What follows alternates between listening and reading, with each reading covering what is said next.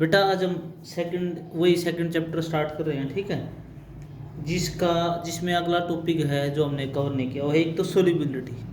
क्या है chapter, topic का नाम क्या है? सोलिबिलिटी, ठीक है।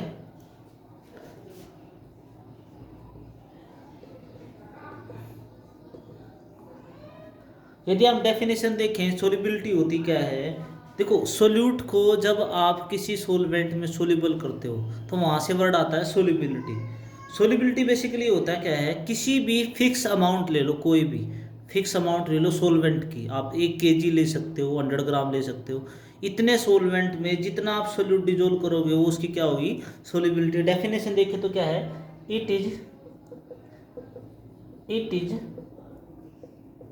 maximum amount of solute, it is maximum amount of solute which can be dissolved, which can be dissolved in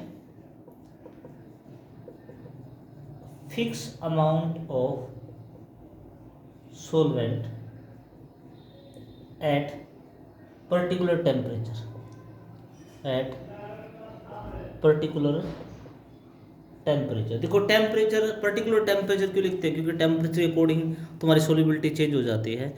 तो जितना मैक्सिमम अमाउंट ऑफ सोल्यूट, जितना आप सोल्यूट डिजोल्व कर सकते हो एक फिक्स अमाउंट ऑफ सोलवेंट के अंदर, आप 1 kg सोलवेंट ले सकते हो, 100 ग्राम सोलवेंट ले सकते हो, उसके अंदर जितना आप सोल्यूट डिजोल्व करोगे वो उसकी क्या होगी, solubility at a particular temperature, ठीक है। मान लो यहाँ पर सोलिबिलिटी में एक बात आती है कि सेचुरेशन पॉइंट जरूर आएगा, मतलब आप सोलिबल करते रहो, जहाँ पर सोलिबल होना बंद हो जाए वहाँ पर आप सोलिबिलिटी काउंट कर सकते हो। जैसे मान लो मैंने 1 लीटर वाटर ले लिया, लेट करो 1 लीटर क्या ले लिया मैंने, वाटर, और उसके अंदर मैं सोल्यूट डिजोल्व करता हूँ, लेट करो मैं डिजोल्व कर पाता हूँ 30 ग्राम, लेट करो मैक्सिमम मैंने 30 ग्राम, मतलब डिजोल्व करता रहता हूँ, जहाँ पर डिजोल्व होना बंद हो जाए वो सेचुरेशन पॉइंट होता है, हो गया 30 ग्राम।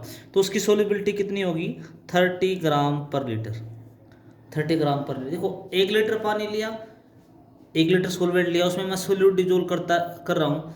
आपको तब तक करना है जब तक वो सोलिबल हो, वो क्या हो जाएगा, सेचुरेशन पॉइंट। मान लो 30 ग्राम सोल्ट आप डिजोल्व कर सकते हो, तो वो क्या हो जाएगा, 30 ग्राम पर लीटर क्या हो जाएगी, उसकी सोलिबिलिटी हो जाएगी, ठीक है। एक ध्यान रखना, सोलिबिलिटी में सेचुरेशन पॉइंट जरूरी है जहाँ पर घुलना बंद हो जाए। तो इसमें कुछ है आपको सबसे पहले पढ़ना है solubility of solid in liquid. Solid in liquid means आपको वो एग्जाम्पल या वो चीज़ें पढ़नी है जहाँ पर एक सॉलिड को आप किस में डिजोल्व करते हो, लिक्विड के अंदर। जैसे मान लो आप NaCl को डिजोल्व करते हो इन वाटर, तो ये किस स्टेट में होगा, सॉलिड में होगा। तो आपको बेसिकली कोई सॉलिड किसके अंदर डिजोल्व करना है, लिक्विड के अंदर। तो इसकी डेफिनेशन क्या हो जाएगी बताओ, डेफिनेशन लगभग वही रहेगी, थोड़ा सा चेंज आ जाएगा। जब आप किसी सॉलिड को लिक्विड में डिजोल्व करते हो तो सोलिबिलिटी क्या हो जाएगी कि it is amount of solid that dissolve in 100 gram of solvent at given temperature, to form a saturation solution या saturated solution, सैचुरेटेड सॉल्यूशन। देखो it is the amount of solid that dissolve in 100 ग्राम, कोई भी fix amount ले सकते हो। इसने 100 ग्राम लिया, आप 1 लीटर ले सकते हो।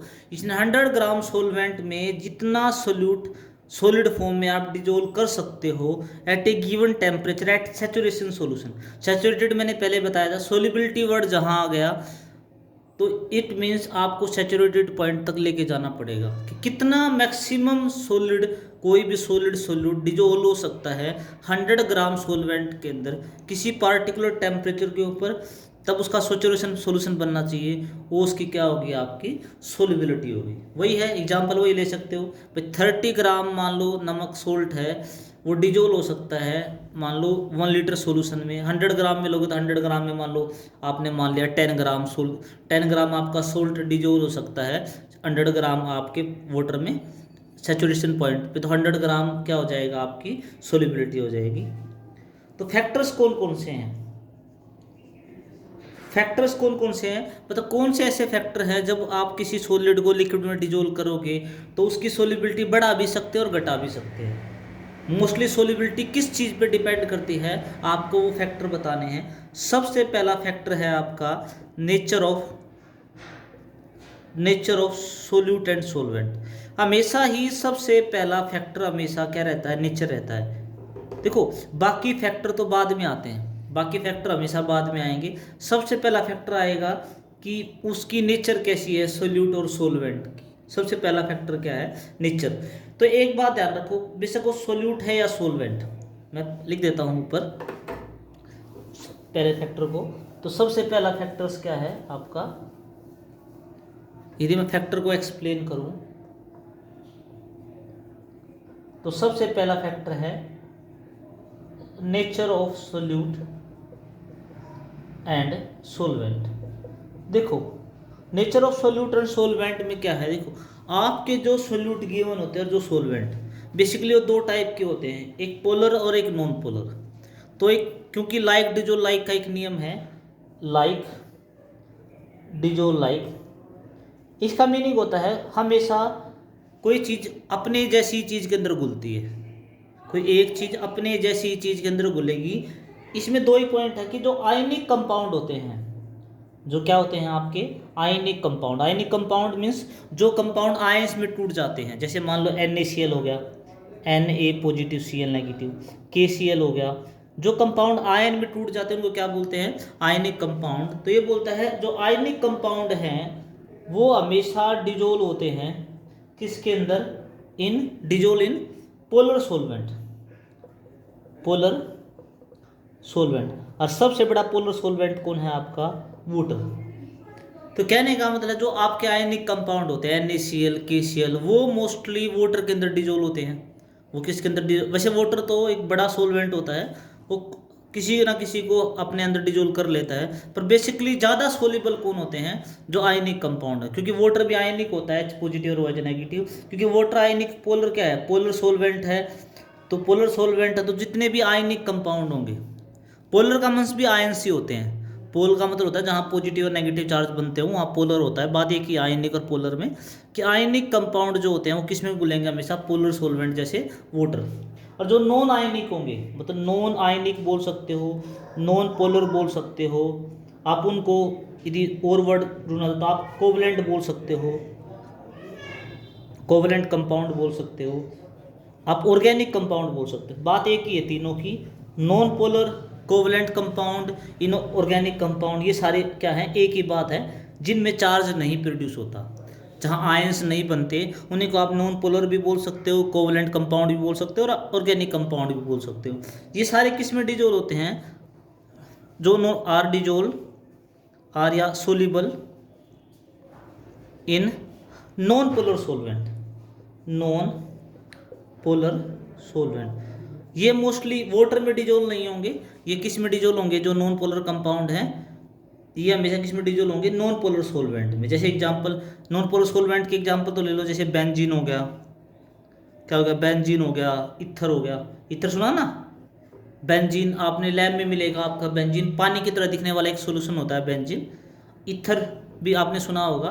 ये सारे क्या ऑर्गेनिक सोलवेंट है। और नॉन पोलर कंपाउंड में कौन कौन से कंपाउंड आ जाएंगे, जिसमें चार्ज प्रोड्यूस नहीं होता, जैसे मीथेन हो गया। मैं एग्जांपल लूँ, सॉलिड है तो आप कोई भी एग्जांपल ले सकते हो नॉन पोलर का, जो किस में डिजोल्व होगा, हमेशा नॉन पोलर सोलवेंट में। जैसे बेंजीन और इथर में क्या होंगे आपके, वो चीज़ें सोल्यूबल होंगी, ठीक है। तो ये फैक्टर है आपका nature of solute and polar compound water में डिजोल्व होंगे, नॉन पोलर कंपाउंड किस में डिजोल्व होंगे, आपके बेंजीन और इथर में क्या होंगे, आपके डिजोल्व होंगे। दूसरा फैक्टर क्या है आपका, दूसरा फैक्टर है effect of temperature, effect of temperature. अब टेम्परेचर का इफेक्ट बताओ, जब आप किसी सॉलिड को किस में डिजोल्व कर रहे हो, किसी लिक्विड में डिजोल्व कर रहे हो, तो दूसरा फैक्टर क्या है आपका, इफेक्ट ऑफ टेम्परेचर। बताओ, देखो इफेक्ट ऑफ टेम्परेचर क्या है, देखो यदि किसी सॉलिड को आप लिक्विड में सोल्यूबल कर रहे हो, किसी सॉलिड को किस में लिक्विड, किसी आप लिक्विड में डिजोल्व कर रहे हो, तो और आप इफेक्ट ऑफ टेम्परेचर पढ़ना चाहते हो तो आपको ये पता होना चाहिए जब आप उस सॉलिड को लिक्विड में डिजोल्व कर रहे हो तो एक्जोथर्मिक दिखा रहा है या एंडोथर्मिक दिखा रहा है। क्योंकि जब आप किसी सॉलिड को लिक्विड में डिजोल्व करोगे तो दो तरह की रिएक्शन दिखा सकता हो। जब आप किसी सॉलिड को डिजोल्व करते हो in liquid, dissolve in liquid, जब आप सॉलिड को लिक्विड में डिजोल्व करते हो तो बेसिकली दो तरह की रिएक्शन दिखा सकता है। एक दिखा सकता है एंडोथर्मिक, जो 90% दिखाता है एंडोथर्मिक, और एक क्या सी दिखा सकता है आपका एक्जोथर्मिक। तो मतलब वो जब आप सॉलिड को लिक्विड में डिजोल्व करोगे तो एंडोथर्मिक भी दिखा सकता है और कैसे दिखा सकता है एक्जोथर्मिक। एंडोथर्मिक सबको पता है जिसमें हीट क्या होती है इवोल्ड, एब्जॉर्ब सॉरी, जिसमें हीट क्या होती है एब्जॉर्ब। एंडोथर्मिक में हीट एब्जॉर्ब होती है और एक्जोथर्मिक क्या होती है जिसमें हीट क्या होगी आपकी इवोल्ड। ठीक है, तो एंडोथर्मिक है यदि आप किसी सॉलिड को लिक्विड में डिजोल्व कर रहे हो और वो रिएक्शन एंडोथर्मिक दिखा रहा है, हीट को एब्जॉर्ब कर रहा है। जैसे NaCl है, NaCl को जब आप डिजोल्व करते हो इन वाटर, जब आप NaCl को वाटर, नमक को वाटर में डिजोल्व करते हो तो कौन सी रिएक्शन दिखाता है वो एंडोथर्मिक। एंडोथर्मिक में क्या होता है हीट एब्जॉर्ब होती है, उसको जरूरत होती है हीट की। आप ये बोल सकते हो एंडोथर्मिक में हीट एब्जॉर्ब मतलब हीट की उसको ज़रूरत है।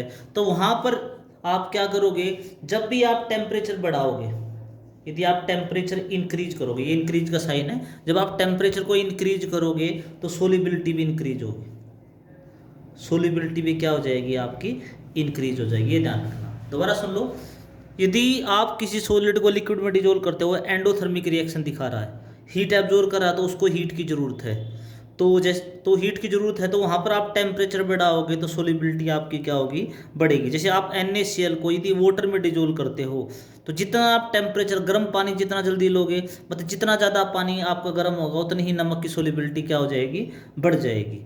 तो ये कैसी प्रोसेस है एंडोथर्मिक। एक्जोथर्मिक क्या होती है, यदि आप किसी सोल्ट को आप डालो पानी में और हीट को बाहर निकाले हो, हीट को इवोल्ड मतलब आपका कंटेनर गर्म हो जाएगा। जब आप, जैसे आप एग्जांपल देता हूँ, जैसे NaOH सोडियम हाइड्रोक्साइड की छोटी छोटी पैलेट्स होती है लैब में। पैलेट्स का मतलब क्या होता है, छोटी छोटी ऐसे पैलेट्स, गोलियाँ होती हैं। जब आप उसको डिजोल्व करते हो इन वाटर, जब आप पानी में डिजोल्व करोगे तो देखोगे वो गर्म हो जाएगा। बीकर क्या हो जाएगा गर्म, क्योंकि बर्फ गर्म क्यों हो जाता है, क्योंकि वो हीट को क्या करता है इवोल्ड करता है। जब आप NaCl की छोटी छोटी गोलियों को पानी में डिजोल्व करने की कोशिश करोगे, घोलोगे, तो पूरा कंटेनर पानी गर्म हो जाएगा, वो सॉल्यूशन गर्म हो जाएगा। तो मतलब वो कौन सी रिएक्शन दिखा रहा है एक्जोथर्मिक दिखा रहा है। एक्जोथर्मिक दिखा रहा है तो हीट इवोल्ड, बाहर फेंकने का मतलब होता है there is no need of heat और टेम्परेचर। जो हीट को बाहर फेंकता है उसको टेम्परेचर की जरूरत नहीं है। वहाँ पर आप टेम्परेचर बढ़ाओगे तो सोलिबिलिटी घटेगी, सोलिबिलिटी घटेगी।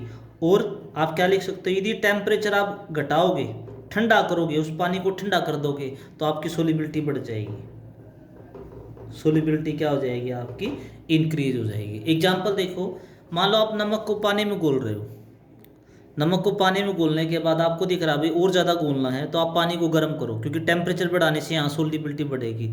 पानी गर्म करोगे तो आपकी सोलिबिलिटी बढ़ जाएगी। यदि आप NaOH को पानी में डिजोल्व कर रहे हो, कंटेनर थोड़ा सा गर्म हो रहा है, आपको लग रहा है, तो आप उसमें आइस डालो या कोल्ड वाटर डालो, टेम्परेचर कम करो, टेम्परेचर घटाओ, उससे सोलिबिलिटी आपकी क्या हो जाएगी बढ़ जाएगी। तो ये टॉपिक है आपका effect of temperature on solubility of solid in liquid. ठीक है, नेक्स्ट देखो, नेक्स्ट क्या है आपका, ये टेम्परेचर का इफेक्ट था बेटा। नेक्स्ट इफेक्ट है आपका इफेक्ट ऑफ प्रेशर। नेक्स्ट है आपका effect of pressure. Effect of pressure क्या होता है देखो, effect of pressure, generally pressure का इफेक्ट नहीं होता। जब आप सॉलिड को, when you dissolve solid in liquid, तो प्रेशर का इफेक्ट क्या होता है नेग्लिजिबल, नो इफेक्ट। इसका रीजन क्या है, देखो सॉलिड जो होता है वो कंप्रेसिबल नहीं होता, नॉट कंप्रेसिबल। वो कैसा होता है आपका इनकंप्रेसिबल, इनकंप्रेसिबल। जब कोई चीज़ कंप्रेस ही नहीं हो सकती, प्रेशर मोस्टली क्या इफेक्ट देता है, कंप्रेस ही करता है। प्रेशर लगा रहे हो, इनकम्प्रेसिबल है तो इफेक्ट ही नहीं आए। तो जब आप इफेक्ट ऑफ प्रेशर पढ़ोगे सॉलिड इन लिक्विड तो आप क्या लिख सकते हो, no effect, no effect on solubility. तो सोलिबिलिटी के ऊपर क्या नहीं पड़ेगा, कोई भी इफेक्ट नहीं होगा। जब आप किसी सॉलिड को लिक्विड में डिजोल्व कर रहे हो तो मतलब इतना इफेक्ट नहीं होगा कि आप स्टडी कर सको। तो इस तरीके से सॉलिड को जब आप लिक्विड में डिजोल्व करते हो तो ये सारे क्या हैं, आपके फैक्टर्स हैं। अब आपका है solubility of gas in liquid. Next क्या है, solubility of gas in liquid, solubility of gas in liquid. अब आप किसी गैस को लिक्विड में डिजोल्व कर रहे हो, आप क्या कर रहे हो, आप किसी गैस को किस में डिजोल्व कर रहे हो, लिक्विड के अंदर, ठीक है। तो डेफिनेशन क्या हो जाएगी, यदि मैं सोलिबिलिटी की डेफिनेशन देखूं तो what will be the effect of solubility, what will be the effect of solubility. तो क्या इफेक्ट होगा, पहले डेफिनेशन देखो, सॉरी डेफिनेशन क्या होगी, it is volume of gas, it is volume of gas that can dissolve in fixed volume of liquid, fixed volume of liquid to form saturated solution at given temperature. Means एक temperature given है आपका, कोई भी given temperature के ऊपर आपको saturated solution, मैंने कहा सोलिबिलिटी में सैचुरेशन वर्ड जरूर आएगा। तो जितनी गैस आप डिजोल्व कर सकते हो, फिक्स वॉल्यूम ऑफ लिक्विड, आपको लिक्विड फिक्स करना है, आप 1 लीटर ले सकते हो, 100 ml ले सकते हो, उसके अंदर जितनी आप गैस डिजोल्व कर सकते हो वो उसकी क्या होगी, सोलिबिलिटी। समझ में आ गया बेटा। किसी भी जब आप किसी गैस को किसी फिक्स अमाउंट ऑफ सोलवेंट या लिक्विड में डिजोल्व करते हो तो जितनी गैस आप डिजोल्व कर सकते हो लिक्विड के अंदर सैचुरेशन पॉइंट के अंदर, वही क्या हो जाएगी, उसकी सोलिबिलिटी हो जाएगी। तो इसमें फैक्टर्स बताने हैं, इसमें क्या बताने हैं, फैक्टर्स, कि गैस को आपको लिक्विड में डिजोल्व करना है, जैसे CO2 को आपको वाटर में डिजोल्व करना है या O2 को वाटर में डिजोल्व करना है, तो आपको फैक्टर्स बताने हैं, ठीक है। तो सबसे पहला फैक्टर क्या हो जाएगा, बताओ। सबसे पहला फैक्टर हो जाएगा nature of gas, nature of gas and liquid, मतलब सोलवेंट। आप दो चीज़ों पे डिपेंड करेगा, आपकी गैस कौन सी है और जिसके अंदर आप डिजोल्व करें वो लिक्विड कैसा है। जैसे छोटा सा एग्जांपल देखो, जो आपकी ये गैस होते हैं ना, O2 गैस, N2 गैस, ये गैस जो होती हैं H2 गैस, ये dissolve in less amount in water. ये गैस पानी में क्या होती हैं, कम डिजोल्व होती हैं, बल्कि इथेनॉल के अंदर ज़्यादा डिजोल्व होती हैं। ये जो ऑक्सीजन हो गया, नाइट्रोजन हो गया, हाइड्रोजन हो गया, जो लाइट गैसेज होती हैं, बेसिकली जो लाइट गैसेज, हल्की जो गैस होती हैं, वो कम अमाउंट में डिजोल्व होती हैं, किसके अंदर, वाटर के अंदर।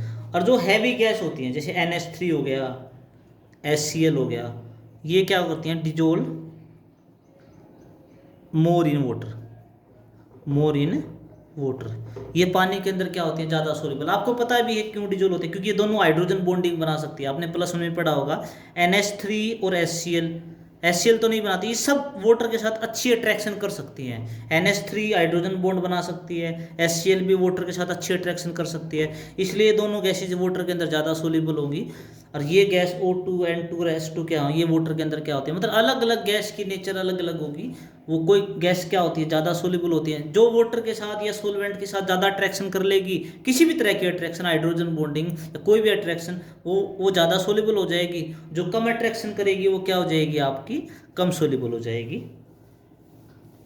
अगला क्या है आपका, टेम्परेचर का इफेक्ट। नेक्स्ट इफेक्ट किसका पढ़ना है, टेम्परेचर का, इफेक्ट ऑफ टेम्परेचर। देखो, गैस जब आप लिक्विड में डिजोल्व करते हो, जब आप गैस को डिजोल्व करते हो इन लिक्विड,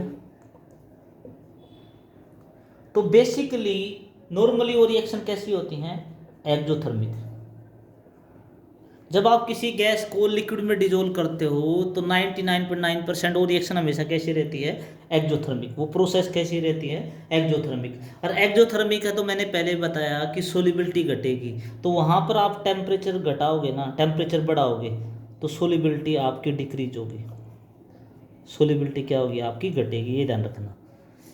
गैस को जब आप लिक्विड में डिजोल्व करोगे टेम्परेचर बढ़ाने से वैसे भी गैस के मोलिक्यूल दूर जाएंगे, ऊपर की तरफ जाएंगे, तो आप समझ सकते हो उसकी सोलिबिलिटी घटेगी। आप ये भी लिख सकते हो भाई गैस को जब आप गर्म करते हो गैस के मोलिक्यूल हीट अप हो जाएंगे, काइनेटिक एनर्जी बढ़ जाएगी, गैस के मोलिक्यूल बाहर निकलने की कोशिश करेंगे, तो बाहर निकलेंगे तो सोलिबिलिटी घट जाएगी। या आप ये बोल सकते हो गैस जब लिक्विड में डिजोल्व करते हो तो एक्जोथर्मिक रिएक्शन है, तो टेम्परेचर बढ़ाने से सोलिबिलिटी घटेगी। टेम्परेचर बढ़ाओगे तो सोलिबिलिटी क्या होगी आपकी, कम हो जाएगी। इसमें कोई डाउट हो तो बताओ, ठीक है। इसलिए मैं एक चीज़ बताता हूँ, टेम्परेचर बढ़ाने से सोलिबिलिटी घटती है, तो टेम्परेचर बढ़ा सोलिबिलिटी क्या होती है, घटती है। तो ठंडे कोल्ड मतलब टेम्परेचर आप घटाओगे, टेम्परेचर घटाओगे तो सोलिबिलिटी बढ़ेगी, सोलिबिलिटी क्या होगी आपकी, बढ़ेगी। तो जहाँ पर ठंडी ज़्यादा टेम्परेचर कम है जिस सोलवेंट या पानी में, वहाँ पर गैस ज़्यादा घुलती है, वहाँ पर गैस क्या होती है, ज़्यादा घुलती है। इसलिए जो कोल्ड वाटर होता है, जो ठंडा पानी होता है, चिल्ड पानी होता है, कोल्ड जहाँ पर एरिया ज़्यादा ठंडा है वहाँ पर ऑक्सीजन ज़्यादा है पानी के अंदर, तो वहाँ पर जो एक्वाटिक स्पीसीज होते हैं वो पानी के अंदर ज़्यादा कंफर्टेबल रहते हैं, क्योंकि वहाँ पर ऑक्सीजन ज़्यादा मिलेगी। ठंडा पानी होगा, टेम्परेचर कम होगा, तो ऑक्सीजन की सोलिबिलिटी ज़्यादा होगी, ऑक्सीजन की सोलिबिलिटी ज़्यादा होगी तो जो एक्वाटिक स्पीसीज हैं वो पानी के अंदर ज़्यादा कंफर्टेबली रह सकते हैं, क्योंकि उनको ऑक्सीजन की क्या होती है, ज़रूरत होती है। तो ये क्या होगा, इफेक्ट ऑफ टेम्परेचर। नेक्स्ट क्या है बेटा, समझ में आ गया। तो टेम्परेचर घटाने से गैस की सोलिबिलिटी बढ़ जाती है लिक्विड के अंदर, इसलिए सॉफ्ट ड्रिंक ठंडी होती है। सॉफ्ट ड्रिंक जितनी ठंडी होगी मतलब टेम्परेचर कम होगा, उतनी CO2 गैस सॉफ्ट ड्रिंक में ज़्यादा होगी। आप थोड़ी गर्म हो जाएगी सॉफ्ट ड्रिंक तो गैस निकलना स्टार्ट हो जाती है। तो ठंडी पानी में या ठंडे सोलवेंट में, ठंडे लिक्विड में किसी भी गैस की सोलिबिलिटी क्या रहती है, ज़्यादा रहती है। अगला है इफेक्ट ऑफ प्रेशर। अगला क्या है, इफेक्ट ऑफ प्रेशर।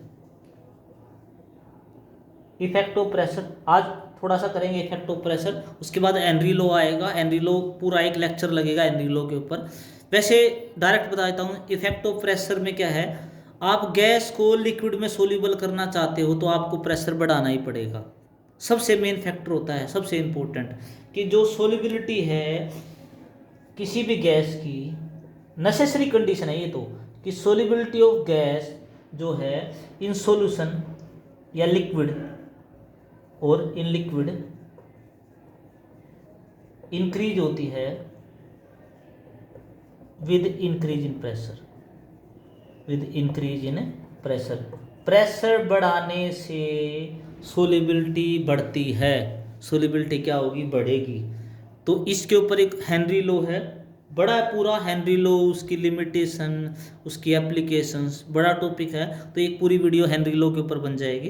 तो हेनरी लॉ भी यही बोलता है कि जितनी ज़्यादा प्रेशर, जितना ज़्यादा क्या होगा आपका, आप प्रेशर ज़्यादा लगाओगे उतनी ही गैस लिक्विड के अंदर क्या होगा, ज़्यादा डिजोल्व होगी।